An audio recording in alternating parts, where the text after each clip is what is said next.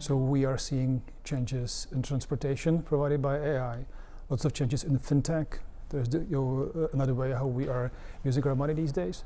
There will be lots of changes in security, cybersecurity, but the most important change that we will see will be in the job market, because AI by itself is focused on trying to do the expensive but mental and tedious repetitive work for which people are often paid, and is trying to replace this piece of work.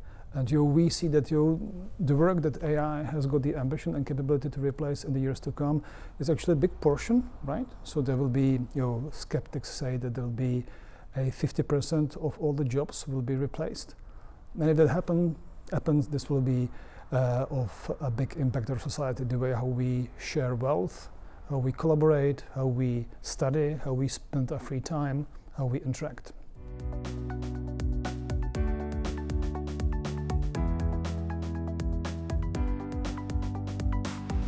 So there are like two pills that we need to cook.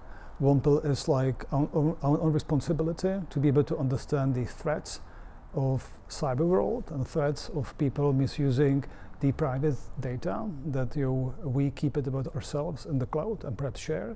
So these are like very important. There's the example of apps that are taking the image of your face, right? And this is like a biometrical data that if it gets leaked, it's like really bad for you. So we kind of need to go out and educate students, educate kids, educate parents, educate everybody. And the second pill is technology, right? On the side of attacks, the attackers are building like high-grade AI to facilitate targeted, very powerful attacks. And the only way how the society can really prevent from being hurt from a cyber attacks is a proper investment in defense. And this defense is actually rooted in the advancements of computer science and AI research.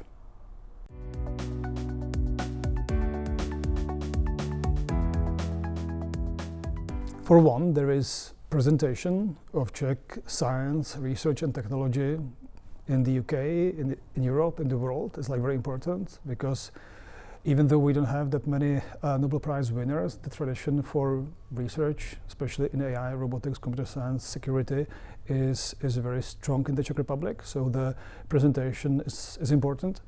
And second, any discussion across the topics, and here we've made this good choice of mixing together a couple of topics that relate one to the other, is very important for the scientific and technological debate. So actually I think it's a great project, and it would be helping both the scientists as much as the Czech Republic abroad.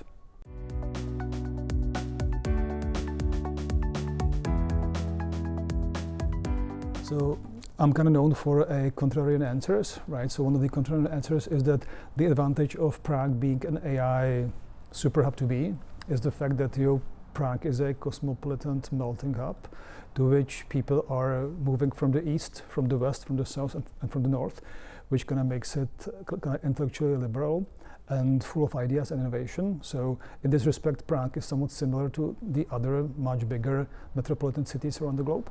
And I think this is the biggest advantage of Prague. The second advantage is tradition. So we have strong tradition in research, in engineering education, technical education, and people regard scientific jobs and academic professions very highly. So I think as such, Prague is well set up for like a longer term investment in computer science and artificial intelligence.